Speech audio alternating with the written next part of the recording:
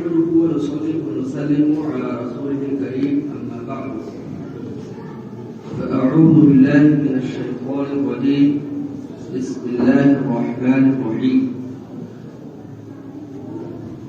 وسيجنبها الأتقى الذي يؤتي ماله يتزكى وما لأحد عنده من نعمة تجزى إلا ابتغاء وجه ربه الأعلى ولسوف يرضى. صدق الله العظيم وصدق رسوله النبي الأمين المكين الكريم ونحن على ذلك لمن الشاهدين والشاكرين والحمد لله رب العالمين.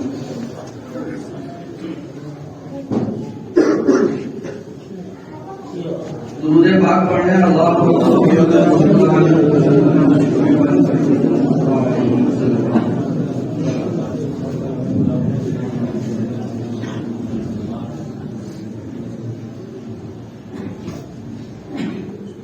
حضرت قاری صاحب شکلا کے حکم پر حضرت سیدنا صدیق اکبر رضی اللہ تعالی عنہ کی شان میں کچھ بیان کرنے کی سعادت نصیب ہو رہی ہے.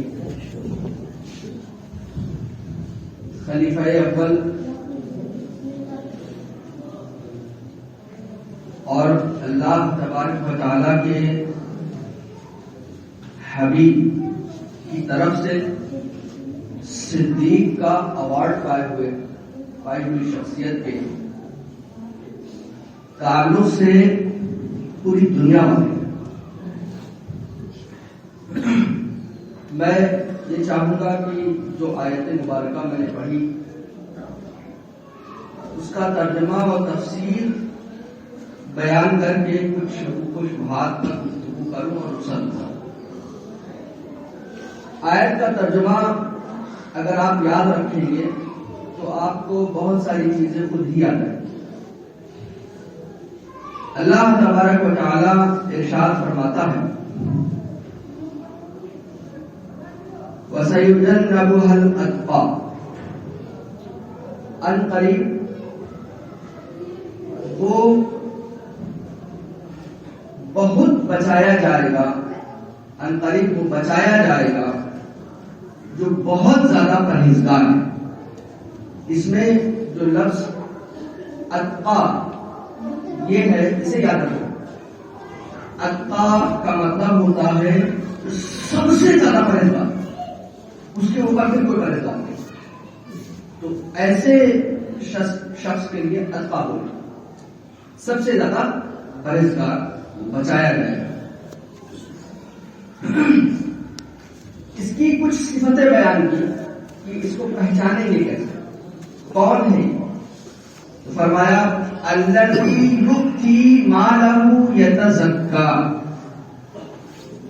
وہ جو اپنا مال راہ خدا میں خرچ کرتا ہے تاکہ ستھرا ہو. مال جو ہم خرچ کرتے ہیں اس سے ہم پاک و صاف ہوتے ہیں، ہمارا مال پاک ہوتا ہے.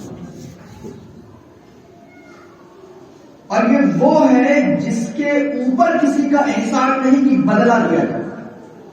یہ وہ ذات ہے، یہ وہ ہے کہ ان کے اوپر کوئی ایسا احسان نہیں ہے کہ اس کا بدلہ لیا جائے. کچھ احسان ایسے ہوتے ہیں، احسان جو ہوتے ہیں ان کے بدلے دیے جاتے ہیں. اور اس نے یہ صرف اور صرف جو مال دیا ہے راہ خدا میں وہ صرف اللہ تبارک و تعالی کی رضا خوشنودی چاہنے کی، اور کوئی مقصد نہیں اس کا. اس پر یہ انعام اللہ تبارک و تعالی نے یہ دیا وَلَسَوْفَ يَرْضَى، ان قریب وہ راضی ہو جائے گا جو اتنی نیکیاں کی ہے اور صرف اللہ کی خوشنودی کے لیے، اللہ کو راضی کرنے کے لیے مال دیا ہے اور کوئی مقصد نہیں ہے، کوئی دنیاوی فائدہ اسے نہیں ہے. اس کے بدلے میں اللہ تعالیٰ اسے ایسی نعمت عطا فرمائے گا کہ راضی ہو جائے گا. یہ بھی ایک ایوارڈ ہے کہ اللہ تبارک و تعالیٰ ان کے بارے میں ارشاد فرما رہا ہے، اسے اتنا دیا جائے گا کہ وہ راضی ہو جائے گا. یعنی یہاں اللہ تبارک و تعالیٰ یہ پسند فرما رہا ہے کہ اس کو تب تک ہی دیا جائے کہ وہ راضی ہو جائے. ہم آپ تو چاہیں گے بس اللہ تبارک و تعالیٰ کسی طریقے سے جہنم سے ہمیں آزاد کرتے، کوئی نیکی قبول فرما کر اور کیسے کیسے جنت سے پہنچ جائے، یہ بہت ہے. لیکن اللہ تعالیٰ انہیں اتنا عطا فرمائے گا کہ وہ راضی ہو جائے. اب یہ تو آیت مبارکہ ہے، اس میں کسی کا نام نہیں، لیکن آیتوں کی تفسیر، جو لفظ آپ تفسیر سنتے ہیں، تفسیر کا مطلب ہوتا ہے کہ قرآن کی آیت، اس کا مطلب کیا ہے، یہ نازل کب ہوئی ہے، کس کے بارے میں ہوئی. نازل کا مطلب ہوتا ہے اترنا. آج کلاس کی طرح سمجھ لیجیے، نازل کا مطلب ہوتا ہے اترنا. یہ آیت کب اتری، کیوں اتری، کس لیے اتری، کس کے لیے اتری، کس مقصد سے اتری، یہ سب جو باتیں لکھی جاتی ہیں اس کو تفسیر بولتے ہیں، اور جو لوگ لکھتے ہیں اس کو مفسر بولتے ہیں. اب ہمارا جو کچھ بھی دین ہے وہ سب کتابوں سے اور علماء سے. اب اتنی بات آپ یاد رکھیے گا کہ جتنے بھی مفسر ہیں، یعنی جتنی کتابیں قرآن پر لکھی گئی، جتنی اہل سنت و جماعت کی جتنی کتابیں ہیں تفسیر پر، سب نے یہی لکھا ہے کہ یہاں پر اتقا سے مراد ابو بکر صدیق رضی اللہ عنہ، بس یہ یاد رکھنے والا ہے. اور صرف یہی نہیں کہ انہوں نے کہا، بلکہ اس پر دلیل بھی قائم فرمائی. اور بالخصوص اس پر حضرت امام فخر الدین رازی جو 600 ہجری کے ہیں، بہت بڑے مفسر ہیں، تو ان کے زمانے میں ایک شیعہ نے اعتراض کیا کہ یہ آیت حضرت علی کے بارے میں نازل ہوئی. تو انہوں نے کہا کہ ایسے تو سمجھے گا نہیں، ابھی سمجھا. تو انہوں نے جو دلیل ارشاد فرمائی وہ یاد رکھیے کہاں ہے. فرمایا یہاں پر اللہ تبارک و تعالیٰ نے عطا فرمایا ہے جو سب سے زیادہ پرہیزگار ہے، اور اس کے بعد یہ ارشاد فرمایا کہ اس پر ایسا احسان ہے جس کا بدلہ نہیں دیا جا سکتا دنیا میں، اس کا بدلہ نہیں دیا جا سکتا. اب ہم دیکھ لیتے ہیں کہ ایسی ذات کون ہے کہ جس کا بدلہ نہیں دیا جا سکتا. تو اگر حضرت علی کی بات کریں تو حضرت علی رضی اللہ تبارک و تعالی عنہ یہ ابو طالب کے بیٹے تھے، اور ایسا ہوا کہ عرب میں بہت تنگی کے حالات ہو گئے، اور حضور صلی اللہ علیہ وسلم نے حضرت عباس رضی اللہ تعالیٰ عنہ سے ارشاد فرمایا کہ ابو طالب کے بہت بیٹے ہیں اور تنگی کے حالات ہیں، ایسا کرتے ہیں کہ ایک بچہ لے لیتے ہیں. تو وہ کہنے کا اچھا ہے، ٹھیک ہے. گئے اور وہاں یہ اپنا مشورہ رکھا. انہوں نے ابو طالب نے بھی قبول کر لیا، اور انہوں نے کہا کہ جو ہے ٹھیک ہے، عقیل کو اگر آپ میرے پاس چھوڑ دیں، حضرت علی کے بھائی ہیں، حضرت عقیل اور حضرت جعفر کے بھائی ہیں، تو آپ جو چاہیں. تو حضور صلی اللہ علیہ وسلم نے حضرت علی کو رکھ دیا، اور حضرت عباس رضی اللہ تعالیٰ عنہ نے حضرت جعفر کو رکھ دیا. تو اس طریقے سے اب آپ دیکھیں کہ حضور صلی اللہ تعالیٰ علیہ وسلم نے حضرت علی رضی اللہ تعالیٰ عنہ کی پرورش فرمائی، اور کھانا پینا کپڑا جو بھی نام نفقہ تھا وہ برداشت فرمایا، پھر اپنی بیٹی بھی عطا فرمائی. اور یہ بھی ایک حضور صلی اللہ علیہ وسلم کی طرف سے ان پر ایک نعمت ہے، ایک احسان ہے. تو حضرت علی رضی اللہ تعالیٰ عنہ پر تو دنیاوی احسان ہے، اس لیے اس آیت نے حضرت علی مراد نہیں ہوتا. یہ ہمیشہ یاد رکھیے گا کہ کبھی بھی ہم لوگوں کی زبان ایسی نہیں ہونی چاہیے کہ کسی کا مرتبہ بڑھانے میں کسی کو گھٹا دیں. ہر ایک کا مرتبہ ہے، مرتبہ اللہ تعالیٰ کی طرف سے عطا ہوتا ہے. اب حضرت ابو بکر صدیق رضی اللہ تعالیٰ عنہ کا مرتبہ بتانے کے لیے میں ایک حدیث بیان کروں جس سے یہ صاف ہو جائے گا کہ یہ انسان والا مدعا صاف ہو جائے گا.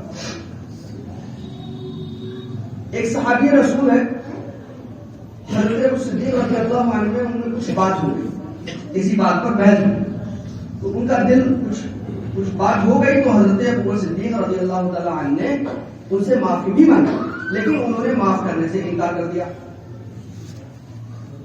تو حضور صلی اللہ علیہ وسلم کے پاس آئے حضرت ابوبکر صدیق اور پورا واقعہ بیان فرما دیا اور یہ بیان فرما دیا کہ میں نے معافی بھی مانگی، انہوں نے معاف نہیں کیا.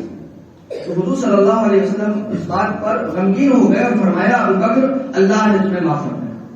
ادھر میں وہ صحابی بھی آ گئے، انہوں نے جب دیکھا تو کہا یا رسول اللہ صلی اللہ علیہ وسلم. حضور صلی اللہ علیہ وسلم ان کو دیکھ کر ناراضگی کے آثار حضور صلی اللہ علیہ وسلم کے چہرے پر آ گئے. انہوں نے سمجھ لیا، کہا حضور صلی اللہ علیہ وسلم یا رسول اللہ صلی اللہ علیہ وسلم مجھے معاف فرما دیں، میری غلطی ہے. تو حضور صلی اللہ علیہ وسلم نے یہ ارشاد فرمایا اور یہ یاد رکھنے والا ہے. آپ نے فرمایا کہ اے لوگوں، جب تم لوگوں نے مجھے جھٹلایا تھا تو ابوبکر تھے جنہوں نے مجھے سچا کہا، اور جب تم لوگوں نے ہاتھ کھینچ کیے تھے تو ابوبکر تھے جنہوں نے اپنے مال سے میری مدد فرمائی. تو کیا تم ایسے میرے ایسے دوست کو چھوڑ دو گے؟ تو کیا تم میرے ایسے دوست کو چھوڑ دو گے؟ یہ دو بار آپ نے ارشاد فرمایا. آپ دیکھ رہے ہیں حضور صلی اللہ علیہ وسلم کے جملے کے تیور. کیا آپ نے فرمایا کہ تم لوگ وہ ہو کہ جب تم لوگوں نے جھٹلایا تھا تو ابوبکر تھے جنہوں نے مجھے سچا کہا.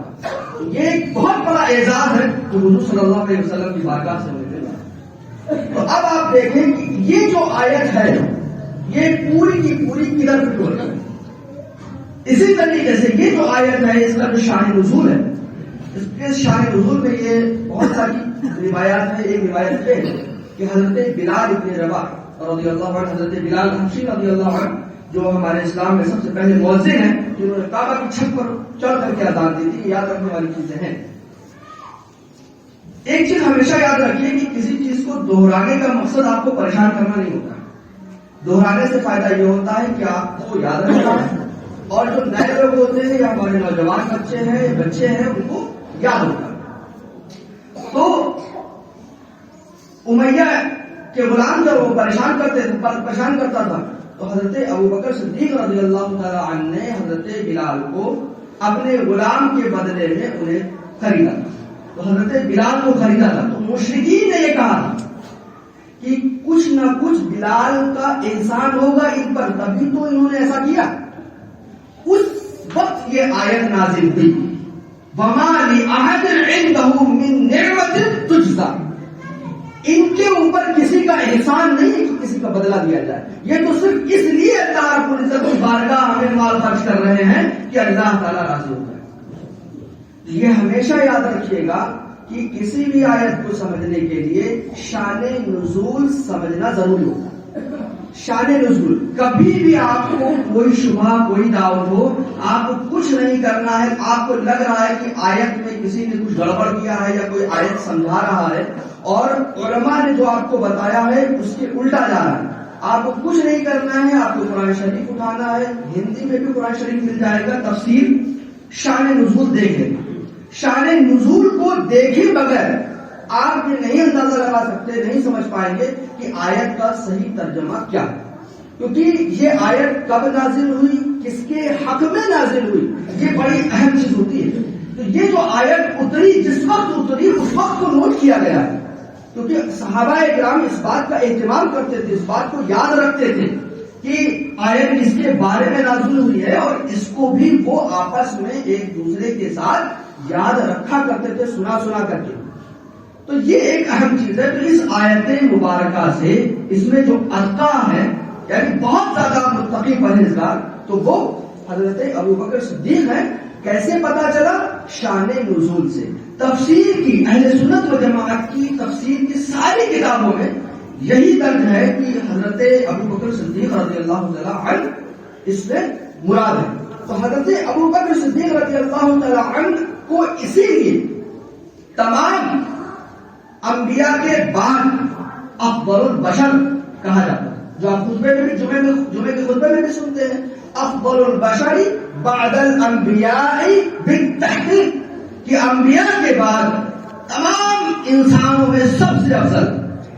یہ ہمارا عقیدہ ہے اور اس کو ہمیشہ یاد رکھیں. ایک چیز اور یاد رکھنی ہے کہ حضرت ابوبکر صدیق رضی اللہ عنہ کی ایک اور فضیلت ہے صحابہ پر کہ حضرت ابوبکر صدیق رضی اللہ عنہ کی صحابیت صراحت کے ساتھ قرآن مجید میں ارشاد فرمائی تھی. آپ نے وہ واقعہ سنا ہوگا کہ حضور صلی اللہ علیہ وسلم ہجرت میں حضرت ابوبکر صدیق رضی اللہ عنہ کو ساتھ لے گئے تھے، تو غار میں رکنے کا اتفاق ہوا تھا. تو حضرت ابوبکر صدیق رضی اللہ تعالیٰ عنہ کو کچھ ڈر سا لگا، تو حضور صلی اللہ علیہ وسلم نے انہیں دلاسا دیا، اور اس واقعے کو قرآن مجید نے یوں ارشاد فرمایا ہے اذ یقول لصاحبہ لا تحزن ان اللہ معنا، جب وہ اپنے ساتھی سے کہہ رہے تھے کہ ڈرو مت، اللہ ہمارے ساتھ ہے. تو یہ جو صاحب آپ نے لفظ سنا ہوگا. ہم لوگ اردو میں جو بولتے ہیں نا صاحب بولتے ہیں، وہ ہوتا ہے صاحب، وہ صحیح بولتے ہیں. صاحب مت بولیے گا، اردو میں جیسے آپ بولیں جو بولنا چاہتا ہے. تو قرآن مجید میں صاحب، صحابی، صحابہ، صحبت میں جو رہتا ہے. تو جس نے ایمان کی حالت میں حضور کی صحبت پائی ہے نا، ایمان کی حالت میں حضور کی صحبت پائی، وہ صحابی. صحبت کا مطلب ساتھ، صحابی کا مطلب ساتھی، صحابہ کا مطلب بہت سارے ساتھی. تو صاحبی ہی یہاں سیدھے قرآن مجید میں صاف طریقے سے ارشاد ہے. اسی لیے علماء کا اس بات پر اتفاق ہے کہ اگر کوئی حضرت ابوبکر صدیق رضی اللہ عنہ کی صحابیت کا انکار کرے گا تو کافر ہو جائے گا. اگر کوئی یہ کہے کہ صحابی نہیں مانوں گا معاذ اللہ، تو وہ کافر ہو جائے گا، اسلام سے باہر ہو جائے گا، کیونکہ ان کی صحابیت قرآن مجید میں ارشاد ہے. تو یہ حضرت ابوبکر صدیق رضی اللہ تعالیٰ عنہ کی فضیلتیں ہیں. حضرت عمر رضی اللہ تعالیٰ عنہ کیا کہنے، کون نہیں جانتا ہے حضرت عمر رضی اللہ عنہ کو. وہ فرماتے ہیں حضرت ابو صدیق رضی اللہ عنہ کا مرتبہ سمجھے. حضرت عمر رضی اللہ تعالیٰ عنہ تمنا کرتے ہیں کاش ان کی وہ دو نیکیاں مجھے مل جاتی. اس پر وہ حسرت کرتے تھے. اور وہ دو نیکیاں کیا ہیں؟ ایک فرماتے ہیں کہ جب غار میں جانے کا موقع ہوا تو حضرت ابوبکر صدیق رضی اللہ عنہ نے کہا حضور آپ یہاں تشریف فرما رہے ہیں، پہلے میں چیک کر کے آتا ہوں. یہ بڑی بات ہے کہ پہلے غار کو چیک کیا کہ کوئی تکلیف دینے والی چیز ہو تو وہ مجھے دے. یہ محبت کی آپ انتہا سمجھیے، یہ محبت سمجھیے کہ انہوں نے کہا، ان کے دل نے فوراً یہ کہا کہ نہیں پہلے میں جاؤں گا، جو کچھ ہونا ہے مجھے ہونا ہے، حضور سلامت رہیں. اور جب گئے تو آپ کو معلوم ہے کہ بل پر، صاحب کے بل پر انہوں نے اپنا انگوٹھا رکھ دیا تھا، اور آپ نے برداشت کیا اور جنبش نہیں کی کہ حضور کی نیند میں خلل نہ آ جائے. اور یہ اتنا آسان کام نہیں جتنا سننے میں آسان لگتا ہے. تو یہ دو نیکیاں ایسی ہیں کہ حضرت عمر رضی اللہ عنہ بھی اس میں جو ہے حسرت کرتے تھے، تمنا کرتے تھے. حضرت جبریل رضی اللہ تعالی، حضرت جبریل علیہ السلام کے ارشاد فرماتے ہیں حضور صلی اللہ علیہ وسلم سے کہ عمر ابو بکر کی نیکیوں میں سے ایک نیکی ہے. یہ جملے ہیں حدیث کے، عمر ابو بکر کی نیکیوں میں سے ایک نیکی ہے. یہ مرتبہ ہے حضرت ابو بکر صدیق رضی اللہ عنہ کا. اور تو اور ویسے آج تو امامت کو بہت اچھا سمجھا جاتا ہے، لیکن صحابہ کرام نے امامت ہی کو بنیاد فرمایا. یہاں تک کہ ایک مرتبہ حضور صلی اللہ علیہ وسلم نے حضرت ابو بکر صدیق رضی اللہ تعالی عنہ کو امام منتخب فرمایا بیماری کے دنوں میں، اور حضرت ابو بکر تاخیر ہو رہی تھی ان میں.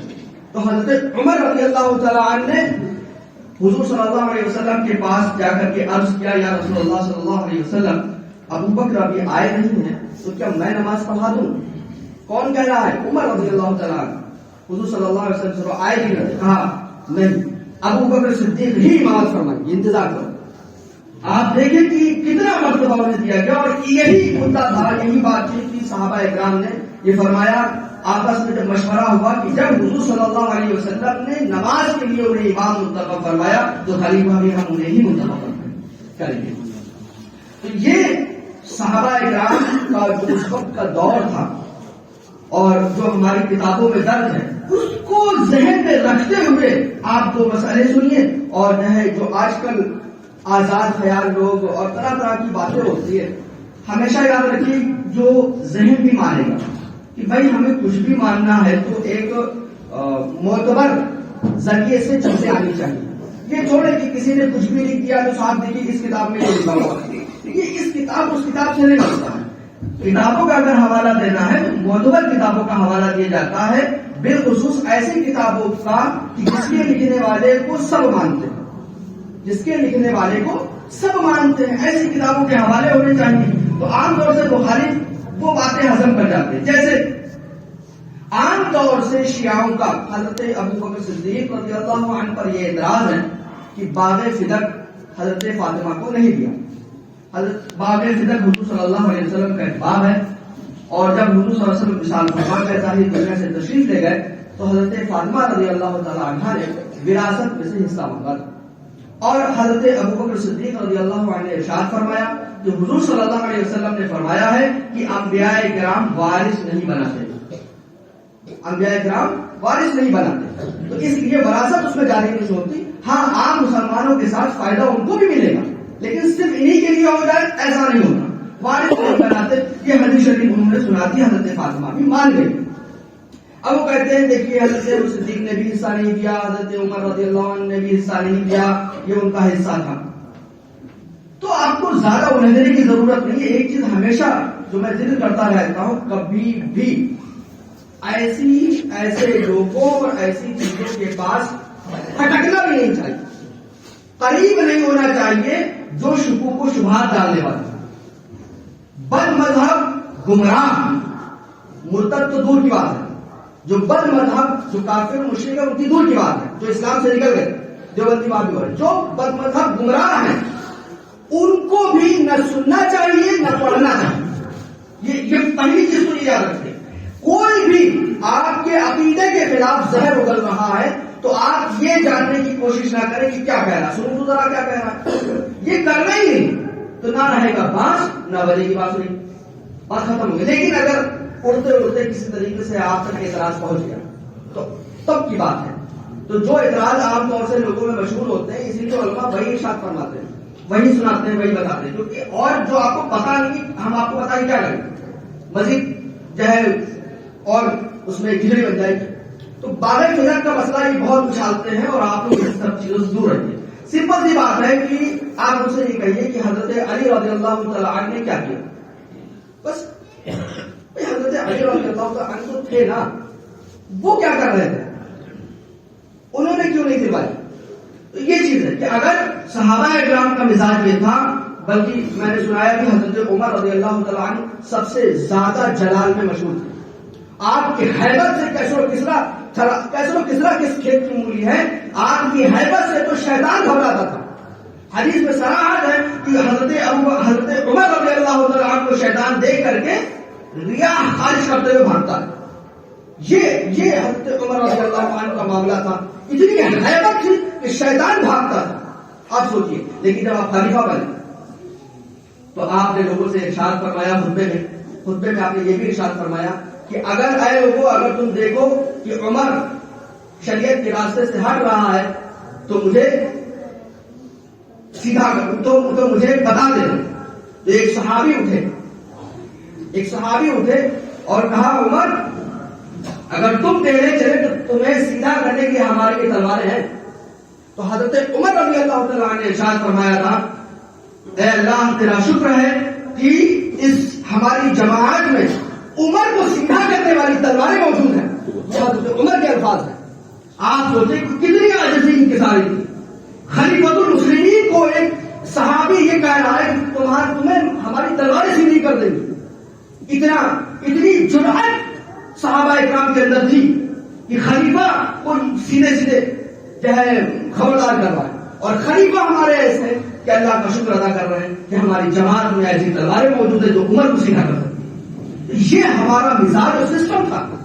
ایسے میں حضرت علی رضی اللہ تعالیٰ عنہ دم کر رہے تھے، کسی کی خلافت کو زبردستی مان لیتے، یہ ماننے والی بات نہیں ہے۔ ظاہر سی بات ہے اس میں حضرت علی رضی اللہ عنہ کی توہین ہے کہ حضرت علی رضی اللہ تعالیٰ عنہ حضرت ابو بکر صدیق رضی اللہ عنہ کی خلافت کو زبردستی مانا، حضرت عمر کی خلافت کو زبردستی مانا، حضرت عثمان کی رضی اللہ عنہ کی خلافت کو زبردستی مان رہے ہیں۔ تو حضرت علی کی توہین ہے، ان کے تقوی کی توہین ہے، ان کے علم کی توہین ہے، ان کی بہادری کی توہین ہے، جس کے لیے وہ مشہور ہے اسد اللہ، اللہ کا شیر ہے۔ اور خالد بن ولید جیسے لوگ موجود تھے، حضرت عثمان غنی رضی اللہ عنہ جیسے بڑے بڑے صحابہ کرام موجود ہیں، انہوں نے آپ کی کی خلافت کو مانا، انہوں نے آپ کے فیصلوں کو مانا، انہوں نے آپ کے حکم کو باقی رکھا، تو یہ اس بات کی دلیل ہے کہ حضرت ابوبکر صدیق رضی اللہ عنہ کی خلافت بھی صحیح ہے، اور آپ کا یہ فیصلہ جو باب فتن کے تعلق سے تھا وہ بھی صحیح ہے۔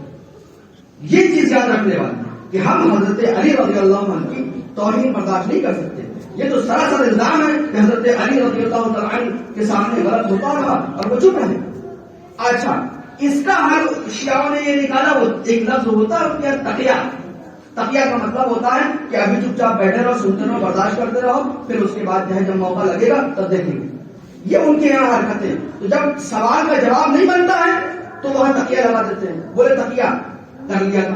اب یہ تقیہ ہو رہا ہے، لیکن ہمارا جو عقیدہ ہے، ہمارا جو عقیدہ اور عمل ہے وہ ہے جو قرآن کی تفسیر لکھنے والے اب تک لکھتے آئے، حدیث لکھنے والے اب تک کی لکھتے آئے، حدیث کی شرح لکھنے والے اب تک کی لکھتے آئے، علماء جو ہمارے بیان کرتے آئے، ہمارا عقیدہ ہوا۔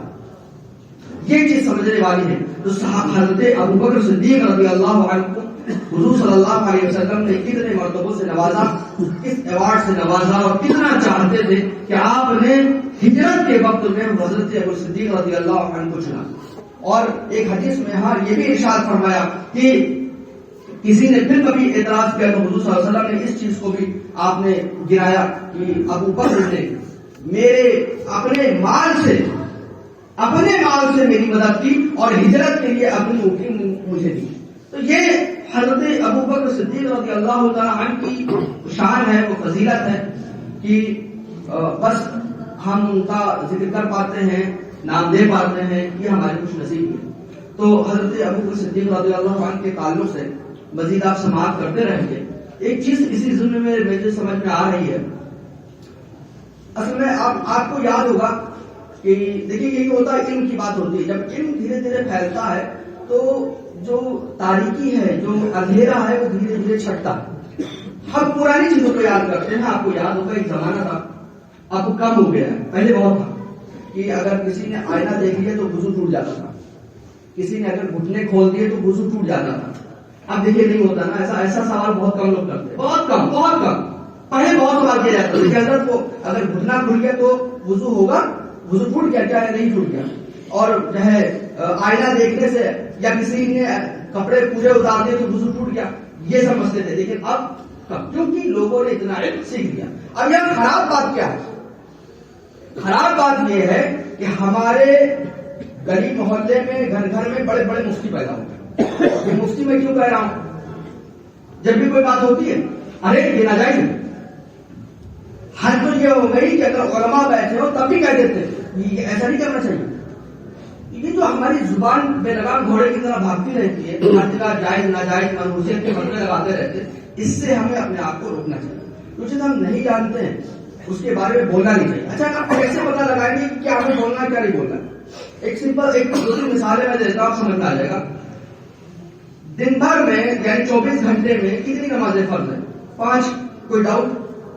تو جو مسئلے 2 4 کی طرح پتا ہے وہ آپ بے گھڑ بتائیے۔ کتنی نمازیں پڑھنی ہوتی ہیں؟ 5 پڑھنی ہوتی ہیں۔ فجر میں کتنی ہیں؟ 4 ہیں، 2 سنت ہے 2 فجر ہیں۔ جو ایسے مسئلے ہیں وہ آپ بیان کریں، جو آپ کو عمل میں ہے، فکر میں ہے، یاد ہے، خوب اچھی طریقے سے بھولنے کی کوئی گنجائش نہیں ہے، 2 4 کی طرح ایسا۔ جو مسئلے آپ کو اس طریقے سے یقین نہیں ہے اس میں نہیں پڑھنا چاہیے۔ ابھی آپ کو کہیں کہ کسی کو آپ نے دیکھا وہ وضو، پچھلے جمعے کی بات ہے، مسئلہ پوچھا مجھ سے یہی کہ جو ہے غسل کرنے کے بعد دوبارہ وضو کی ضرورت ہے یا نہیں؟ ایسے لوگ ملے تو بولے دوبارہ وضو کیوں نہیں کیا؟ مطلب وہ ایسے مسئلہ بتا رہے جیسے مشکل ہو کل، تو غلط بات ہے نا۔ تو اس کو تو ایسے پوچھنا چاہیے کہ علماء سے جب پوچھنا چاہیے کہ کیا غسل کے بعد دوبارہ وضو بنانے کی ضرورت ہے؟ نہ کہ آپ مسئلہ بتا دیجیے کہ جو ہے بنائیے، وضو نہیں بنایا یا کھڑے کھڑے وضو بنا لیا، تو سیدھے ہمارے لوگ مسئلہ بتا دیتے ہیں، یہ غلط ہے۔ آپ کو مسئلہ اگر 2 4 کی طرح بتا ہے کہ 24 گھنٹے میں 5 نمازیں فرض ہیں، شراب پینا حرام ہے، جوا کھیلنا حرام ہے، ایسے مسئلے پتا ہوں تب تو آپ بتائیے، اور نہیں تو اپنی طرف سے پھر میں اچھا پوچھتے ہیں، اب بتانے کے بعد پوچھتے ہیں، ایسے مسئلے آتے ہیں۔ آپ کی کیا رائے ہے؟ یہ کتاب شریعت رائے سے کبھی نہیں چلتی، شریعت قرآن و حدیث سے چلتی ہے. عالم اگر بتائے گا تو اپنی رائے نہیں بتاتا, وہ بتاتا ہے جو کتابوں میں لکھا ہوتا ہے. یہ تو ہماری عادت ہے کہ کسی بھی مسئلے بولے, کسی کو دیکھا رات میں جھاڑو, ارے رات میں جھاڑو نہیں لگا لیتے ہیں, منحوسیت ہوتی ہے. یہ دیکھیے صاحب, اگر رات میں آپ نے کوئی پتی وغیرہ توڑنے کی, جیسے آپ کو چائے پینی ہے رات میں تلسی کی پتی توڑ دی, ارے رات میں نہیں توڑتے, یہ کہاں سے مسئلہ نکالا. ایسے ہی رات میں ناخن کاٹنے کا مسئلہ, اور رات میں ناخن نہیں کاٹتے, یہ کہاں سے مسئلہ نکالا. ہوتا ہے کہ نہیں ہوتا. تو سیدھے مسئلہ بیان کرتے ہیں, یہ غلط. مسئلہ بیان کرنے کا مطلب یہ ہوتا ہے کہ قرآن و حدیث کا فرمان سنا رہے ہیں کہ اللہ نے ایسا فرمایا, اور حدیث شریف ہے, یاد رکھیے گا. تو اتنی ہمت نہیں ہوگی. ہمیشہ چاہے کتنا بھی مسئلہ ہو, علماء بڑے بڑے مسائل میں یا تو منع فرما دیتے ہیں یا خاموشی اختیار فرما دیتے ہیں. تو اب وہ ہوتا بھی ہے, اجل گگری چھلتا جائے, آدھی گگری بھری ہوگی تو چھلکی تو ہے, تو ہضم پیٹ میں جائے ہضم نہیں ہوتا, رکتا نہیں ہے. تو یہ مسئلہ ہے, لوگوں کو بولنے کا شوق ہوتا ہے, لیکن شریعت بیان کرنے کا مطلب یہ ہوتا ہے کہ ہم یہ کہہ رہے ہیں کہ اللہ رسول کا فرمان ہے, اور مطلب رات میں جھاڑو لگانا منحوسیت ہے, کہ حضور نے فرمایا ہے. حضور نے یہ ضرور فرمایا ہے کہ جس نے میری طرف جھوٹ کی نسبت کی اس کا ٹھکانہ جہنم ہے. یہ ضرور فرمایا. یہ چیز ہے, اپنی طرف سے حکم نہیں بیان کرنا چاہیے. جب بھی ایسی کوئی عجیب و غریب چیز آئے سمجھ نہیں آ رہی تو رک جانا چاہیے اور اس کو ٹال دینا چاہیے, اور اس کو ٹال کر کے کسی علماء سے کنفرم کرنا چاہیے, اور علماء سے کنفرم کرنے کے بعد پھر اسے بتانا چاہیے. اور ٹائم تو بہت زیادہ ہو گیا, لیکن کھڑے ہو کر کے سب درست کر لیجیے. حالانکہ 5 منٹ باقی ہے, جس میں مجھے کچھ بتانا بھی ہے, اس لیے میں کہہ رہا ہوں. کیونکہ جو پیچھے ہیں ان کو پھر اوپر جانے کے لیے ہے آسانی. جن کو جگہ پیچھے سے نہیں ملتی ہے وہ چلے جائیں اوپر, تشریف رکھیں. یہ مسئلہ بھی آپ یاد رکھیے کہ ہمارے لوگوں کی محبت ہے, میں آؤں تو کھڑے ہو جاتے ہیں, قاری صاحب آئے تو کھڑا ہونا ہی چاہیے. اور ایک مرتبہ یہ ہے, ایک چیز ہمیشہ یاد رکھیے گا, کیونکہ ابھی بہت لوگ ہیں, اس لیے میں بتا دے رہا ہوں کہ جو لوگ پیر سے معذور ہیں, جن کے پیروں میں تکلیف ہے, ہم نے قاری صاحب نے کبھی نہیں سوچا ہوگا کہ وہ بھی کھڑے ہوں, یا جن کو دقت ہو رہی ہے. ہمیشہ ایسا نہیں کہ آپ کو کوئی برا بھلا کہے گا, کوئی برا بھلا کہے تو قاری صاحب سے شکایت کیجیے گا. یہ نہیں, کسی کو پریشان کرنا مقصود نہیں ہے, بس یہ ہے کہ جس کو آسانی ہے کھڑے ہونے سے ایک تھوڑی سی طبیعت میں ہلکا پن ہو جاتا ہے, اچھا لگتا ہے, سستی ہوتی ہے بیٹھے بیٹھے, تو وہ دور ہو جاتا ہے. لیکن اگر کوئی اٹھنے سے معذور ہے تو وہ بیٹھا رہ سکتا ہے, کوئی حرج نہیں ہے. یہ نہ ہو کہ کیا آپ ہر جمعے کو بار بار اٹھو بار بار اٹھو, آپ بیٹھے رہ سکتے ہیں, کوئی دقت نہیں. آپ کو اتنا خیال رکھنا ہے کہ ایسے بیٹھیے کہ اگر پیچھے سے کوئی آنے والا ہے تو وہ بیٹھ جائے آپ کی جگہ پر, جگہ گھیریے نہیں, بس اتنا کام کیجیے. تو یہ جو مسئلہ بیان کرنے کی عادت ہے, یہ ہے ہمیں سدھارنی چاہیے. شریعت میں اپنے طرف سے مسائل نہیں بیان کرنے چاہیے. ایک مسئلہ مجھے یہ بتانا تھا. دوسرا 4 منٹ کہ جو ہے جمعے کو اور موقع پر, آخری جمعے کو بالخصوص اور موقع پر پروگرام ہوتا ہے مسجد کی, ٹھیک ہے. میں آپ سے بس اتنی, مجھے زمانہ ہو گیا, چند جو لوگ مخصوص ہیں بس وہی لوگ آتے ہیں. میں آپ سے صرف اتنا بتا رہا ہوں کہ آپ کو بیٹھنا ہے نہیں بیٹھنا ہے, میں ایک چیز آپ کے سامنے رکھ دوں, پھر سوچیے گا. دیکھیے,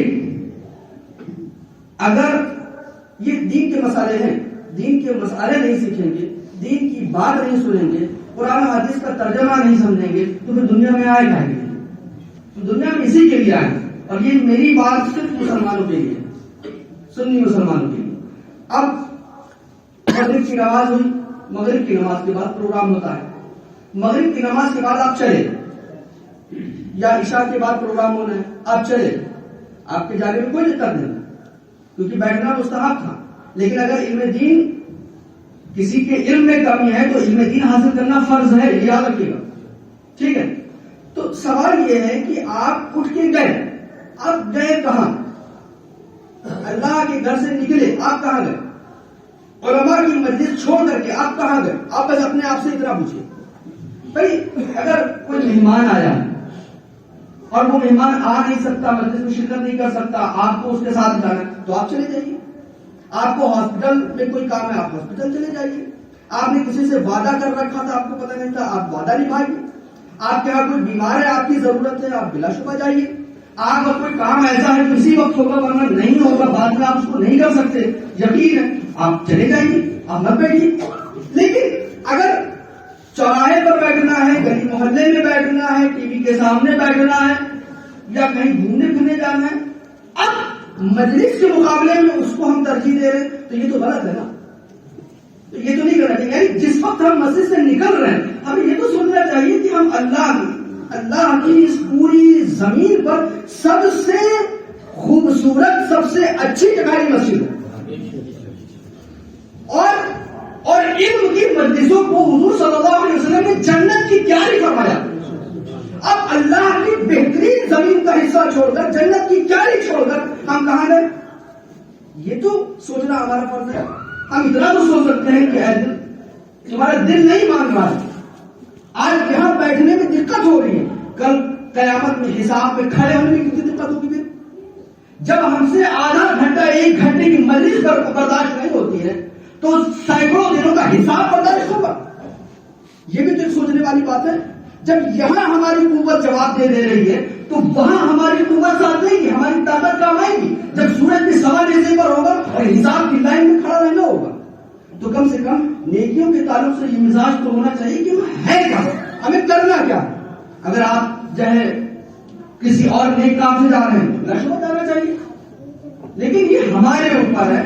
یہ دنیا میں ہم اپنے لیے اپنی کھیتی اگانے کے لیے آئے ہیں، کوئی آخرت میں ہمیں ملنا ہے۔ تو بس میں آپ لوگوں سے یہی گزارش کروں گا کہ جب بھی اس مسجد میں پروگرام ہو یا کہیں بھی پروگرام ہو، اگر آپ اس مسجد کو، آپ اس مجلس کو، آپ اس محفل کو، آپ اس جلسے کو، آپ اس جلوس کو چھوڑ رہے ہیں تو آپ کے پاس ریزن تو ہونا چاہیے کہ آپ کیوں چھوڑ رہے ہیں۔ اتنی پیاری مجلس چھوڑ کر کے آپ کہاں جا رہے ہیں؟ یہ تو سوال آپ کو اپنے آپ سے تو بنتا ہے۔ اگر ہماری قوم، ہمارے نوجوان اتنا سوچنے لگے شاید بہت کچھ بدلاؤ ہو جائے۔ تو مجھے امید ہے کہ اب جو مغرب کے بعد یا اور موقع پر یہاں پروگرام ہوا کریں گے تو پہلے سے زیادہ تعداد نظر آئے گی۔ ہم نے اسی لیے آپ کو ایکسپلین کر دیا، آپ کو کوئی ضرورت ہے، آپ کی بغیر نہیں پوری ہوگی، مہمان ہے، بیمار ہے، ماں باپ کی ضرورت ہے، جو ہے تو آپ چاہیے وہ ضروری ہے، لیکن بس خالی بیٹھنا ہے، ٹائم پاس کرنا ہے یا ادھر ادھر گپ شپ کرنی تو آپ یہاں بیٹھ جائیے 1 گھنٹے کے لیے، شاید کہ 1 گھنٹہ قیامت میں کام آ جائے اس امید پر۔ تو ہمیں تھوڑا سا اپنے مذہب کو جاننے کے لیے تھوڑا سا لگن ہونی چاہیے کہ ہم اپنے مذہب کو نہیں جانتے۔ اب دیکھیے کتنے مسئلے آپ نے ابھی سنے اور سب غلط فہمی، یہ چیز ہوتی ہے کہ دھیرے دھیرے آدمی سیکھ جاتا ہے۔ اللہ تعالیٰ سے دعا ہے کہ ہم سے جو بولنے میں غلطیوں سے معاف فرمائے، حبیب صلی اللہ علیہ وسلم کی صدقے میں ہم سب